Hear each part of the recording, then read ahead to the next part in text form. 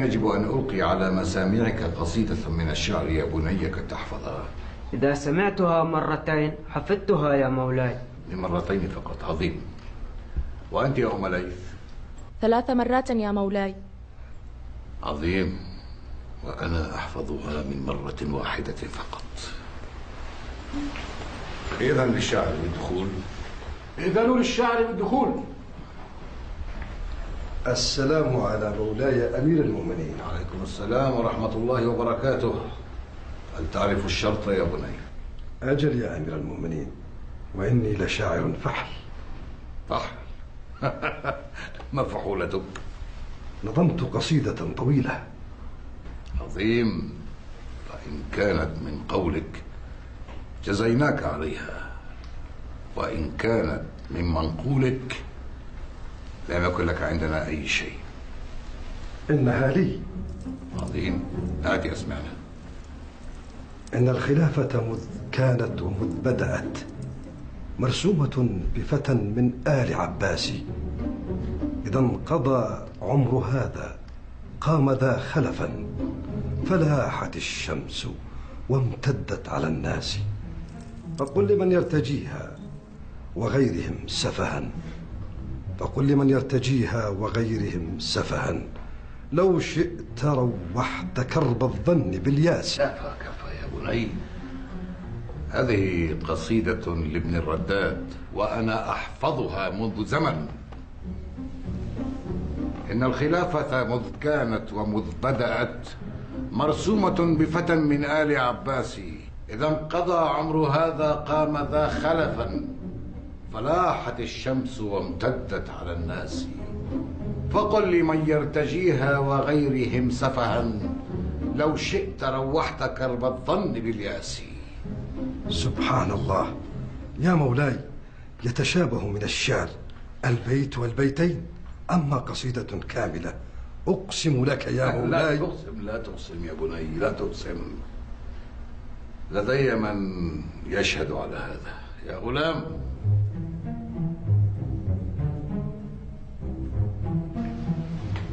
مولاي. هل سمعت يا بني بشاعر اسمه ابن الرداد؟ نعم يا مولاي، فقد مدحكم في قصيدة مطلعها: قل. إن الخلافة مذ كانت ومذ بدأت مرسومة بفتى من آل عباس. يا بني. أقسم بالله إني أحلف. كلكم تقولون هذا معشر الشعراء. والله لولا أنني أحب الشعر لجلدتك 100 جلدة. إذا في حالك يا بني، إذا في حالك. أمر مولاي.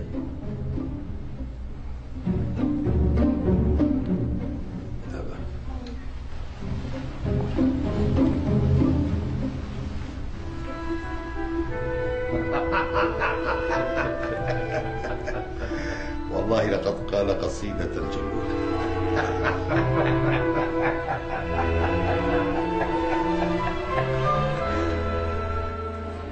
ثم حضرت جارية ألقت قصيدتي كأنها تحفظها منذ دهر.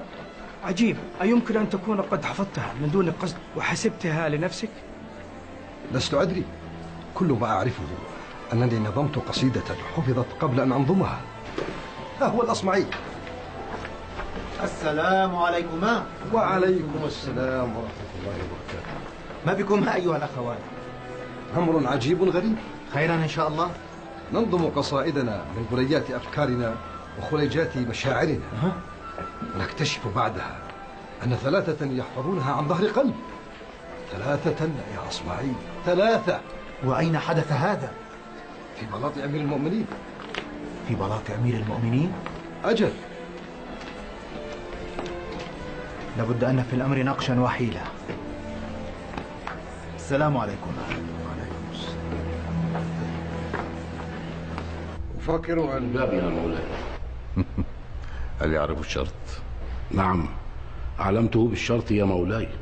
حسنا، فليدخل.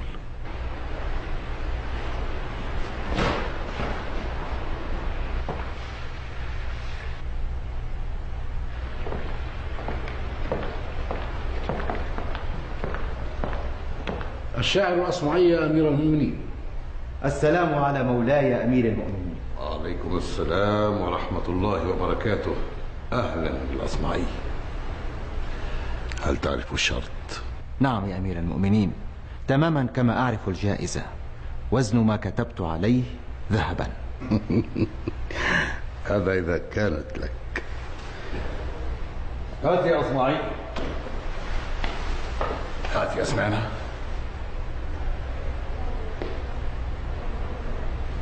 صوت صفير البلبل هيج قلبي الثمل.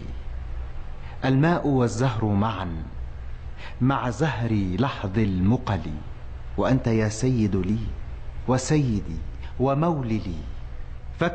فكم تيمني غزيل عقيقلي. قطفته من وجنة من لثم ورد الخجل، فقال لا لا لا لا، وقد غدا مهرول. والخوذ مالت طربا من فعل هذا الرجل، فولولت وولولت ولي ولي يا ويل لي. فقلت لا تولولي وبين اللؤلؤ لي. قالت له حين كذا انهض وجد بالنقل. وفتية سقونني قهوة كالعسل لي. شممتها بأنافي أزكى من القرنفل. شممتها بأنافي أزكى من القرنفل. في وسط بستان حلي بالزهر والسرور لي. والعود دندن دنا لي. والطبل طبطب لي. طب لي. والسقف سقسق لي. والرقص قد طاب لي. شوى وشاهشي على ورق سفرجلي. وغرد القمري يصيح ملل في مللي. لو تراني راكبا على حمار أهزلي يمشي على 3 كمشية العرنجل. والناس ترجم جملي في السوق بالقلقلل.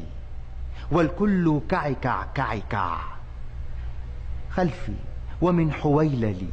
ولكن مشيت هاربا من خشية العقنقل إلى لقاء ملك معظم مبجل. يأمر لي بخلعة حمراء كالدم دمدملي. أجر فيها ماشيا مبغددا للذيلل. أنا الأديب الألمعي من حي أرض الموصل. نظمت قطعا زخرفت يعجز عنها الأدب لي. أقول في مطلعها صوت صفير البلبل. ما رأيك يا مولاي؟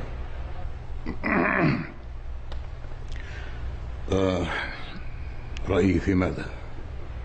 هل سمعت بهذه القصيدة من قبيللي؟ من قبيللي؟ لا والله ما سمعت بها من قبل. ولكن دعني أولا أسالي لي.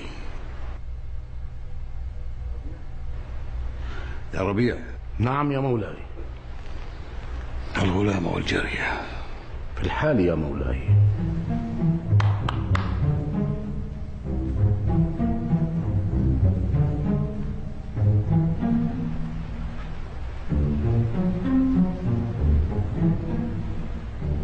هل سمعتما بقصيدة مطلعها صوت صفير البلبل؟ صوت صفير البلبل هيج قلبي الثمل. ولي اصمت قبحك الله. وأنت؟ قطعا يا مولاي. ضرب عن وجهي. هيا.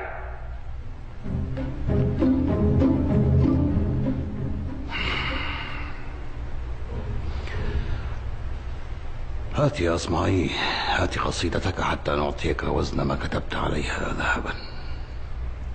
المعذرة يا مولاي، ولكني لم أكتب قصيدتي على ورق. فعلى ماذا كتبتها؟ ورثت عن أبي عمود رخام، فنقشت عليه قصيدتي وهو على ظهر ناقتي لا يحملها إلا 4 من جنودك. عمود رخام؟ نعم، لا أذكر أنكم اشترطتم كتابة القصيدة على ورق. نعم. يا ربيع. نعم يا مولاي.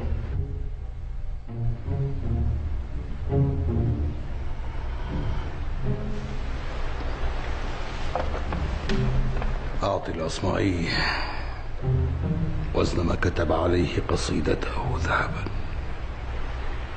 إن فعلنا ذلك ستنفد خزائن بيت المال يا مولاي. فما العمل؟ أترضى بأن يفرغ بيت المال من أموال المسلمين يا أصمعي؟ لا أرضى بذلك، ولكن بذاكرتك القوية يا مولاي قطعت أرزاق الشعراء.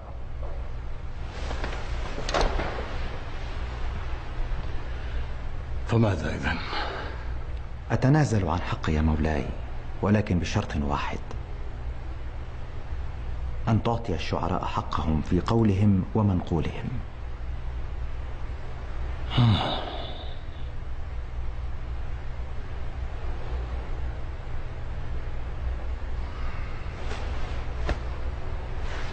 قد رضيت. شكرا لك يا مولاي. السلام عليكم.